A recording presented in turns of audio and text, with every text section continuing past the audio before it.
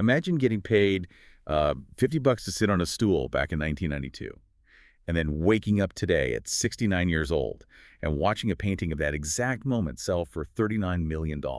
It really shatters how we usually think about value. I mean, we tend to treat value as this fixed thing, right? A simple, immediate transaction. Right, but it's actually incredibly fluid. So welcome to our deep dive into the curated news.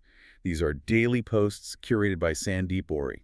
And today's stack covers a lot of ground, everything from medical breakthroughs to, well, delayed bullfrogs. Yeah, but there's this massive hidden theme running through all of it.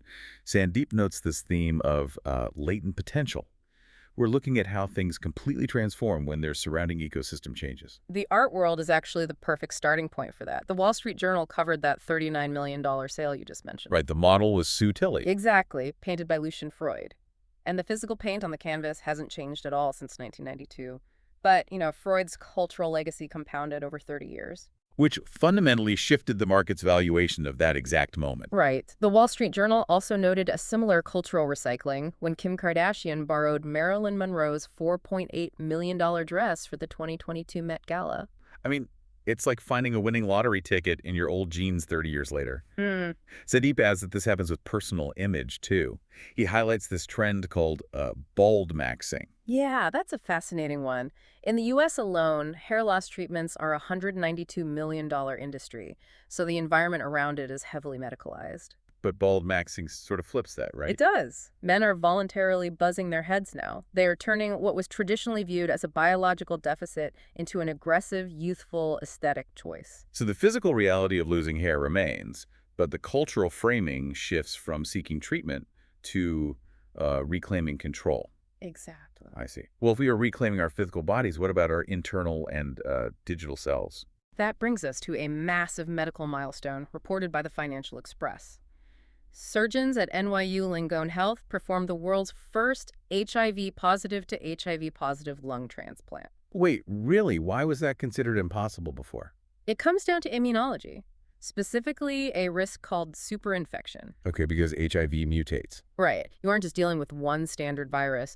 So introducing a completely different strain into an already immunosuppressed patient was previously viewed as an absolute lethal barrier. But they figured out how to safely navigate those specific viral loads. Yes, which completely transforms the landscape for transplant viability. That is a major shift. And speaking of navigating tricky pathways, there are digital transformations happening too, like the Aroja Setu app from the COVID era. Hindustan Times reports that version 2.0 launches on June 28th, but it is getting a completely new second act. Right, it's no longer just a temporary COVID tracker. No, it's being repurposed as a permanent health vault. It will manage Ayushman Bharat accounts, which is India's national public health insurance. Yeah, and it will handle outpatient department or OPD registrations and even help people locate blood banks. But wait, repurposing an emergency app into a permanent repository for national health records involves so much data? How are they legally securing a pivot like that? The Economic Times points out that the environment around privacy has changed.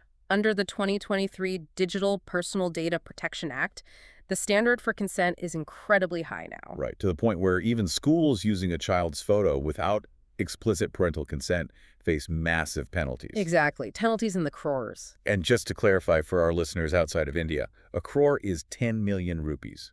So that is a seriously strict digital environment. But shifting environments aren't always digital or biological. Hindustan Times notes a physical relocation in Vizag. Yes, on July 8th, civilian flights will shift 50 kilometers away to the newly built Alluri Sitaram Raju International Airport. And, finding joy in new places is a recurring theme here.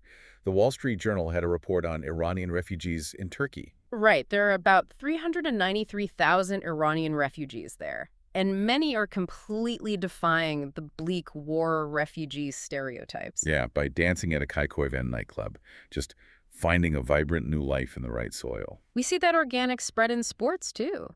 The Wall Street Journal noted a McKinsey quadrant showing Cape Verde fans having a ball ahead of the 2026 FIFA World Cup. Despite not being a legacy powerhouse. Exactly. And the iconic Viking road chant from Norway fans, that has organically migrated across the world to New York baseball games. The joy just needed the right crowd to take root, which brings us to one final group waiting for their environment to shift. Indian bullfrogs. Right. Deccan Herald reports that the delayed monsoon is quite literally pausing the reproduction. Because they need, what, 1 to 2 inches of standing water? Yes, just 1 to 2 inches to lay their eggs. So they have all the biological capability, but they are just paused. Waiting for the rain to unlock their next act. Sandeep Ori notes that this perfectly synthesizes the core takeaway today.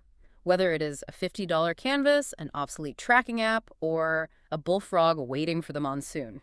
The latent potential's always there. Exactly. It just needs the right catalyst. So here's a final thought for you to explore on your own.